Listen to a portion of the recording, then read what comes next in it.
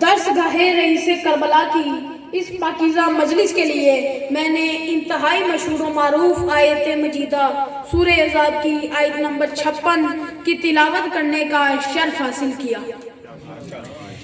اس آیت کو آیت درود بھی کہا جاتا ہے اور آیت صلوات بھی کہا جاتا ہے،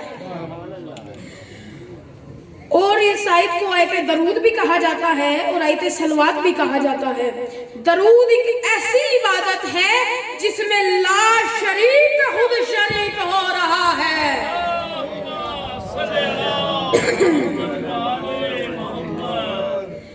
اللہ نماز کا حکم دیتا ہے، خود نہیں پڑھتا۔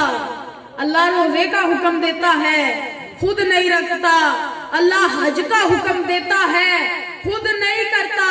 اور بھی بہت سے احکامات ہیں جن کا اللہ نے حکم دیا مگر خود نہیں کرتا۔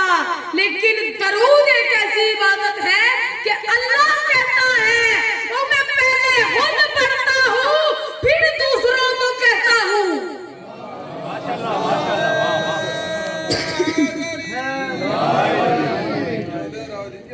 غور طلب جملہ ہے کہ اللہ نے صرف مؤمنین کو ہی درود پڑھنے کا کیوں کہا؟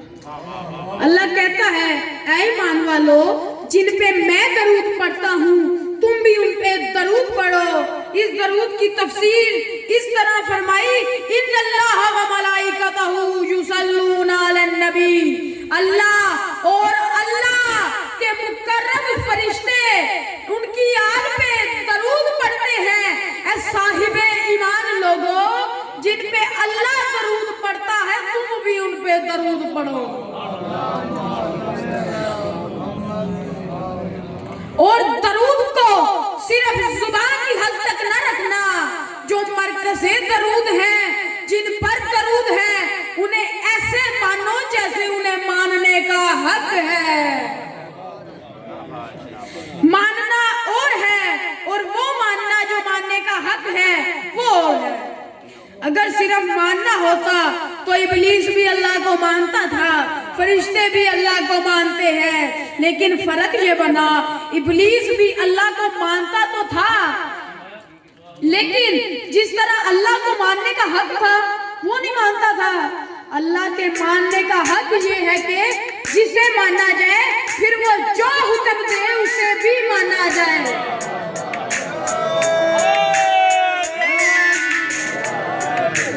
اب اگر صرف ماننا ہوتا تو ہر عرب کا ہر بندہ میرے آپ کے نبی کو مانتا تھا، صادق بھی مانتا تھا، صادق بھی مانتا تھا، امین بھی مانتا تھا، شریف بھی مانتا تھا، مجیب بھی مانتا تھا، پھر وہ لوگ کافر کیوں کہلائے؟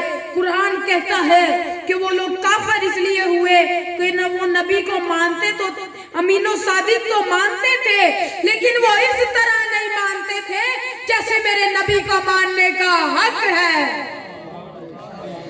صادق ہونا میرے نبی کی فضیلت ہے، امین ہونا میرے نبی کی فضیلت ہے، شریف ہونا میرے نبی کی فضیلت اور اللہ کا رسول ہونا میرے نبی کا حق ہے۔ جو فضیلت تو مانے حق نہ مانے قرآن کے نزدیک وہ کافر ہوتا ہے۔ اب اس طرح رسالت میرے نبی کا حق ہے اور توحید میرے اللہ کا حق ہے، ایسے سب کچھ برداشت کر لیتا ہے، شرک برداشت نہیں کرتا۔ اس طرح جو میرے نبی کی فضیلت کا اقرار کریں لیکن میرے نبی کا حق تو نہ مانے، یعنی نبی کو اللہ کا رسول نہ مانے، اللہ اس کو کافر تسلیم کرتا ہے۔ بس لفظ کہنا چاہ رہا ہوں، اللہ کہتا ہے کہ انہوں نے ایسے جانو جیسے جاننے کا حق ہے۔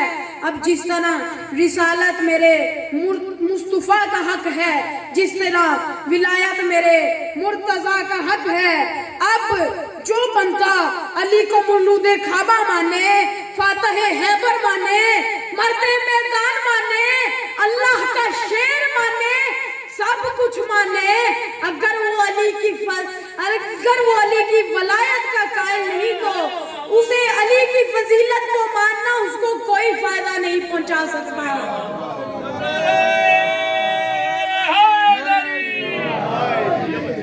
علی ولی اللہ میرے نبی کی علی کی فضیلت نہیں، علی کا حق ہے۔ ایسے قرآن میں 5 عقیدے بیان کیے گئے ہیں۔ پہلا عقیدہ تلاوت، خلافت، دوسرا نبوت، تیسرا رسالت، چوتھا امامت، پانچواں عہدہ ہے ولایت جو سب سے عظیم عہدہ ہے۔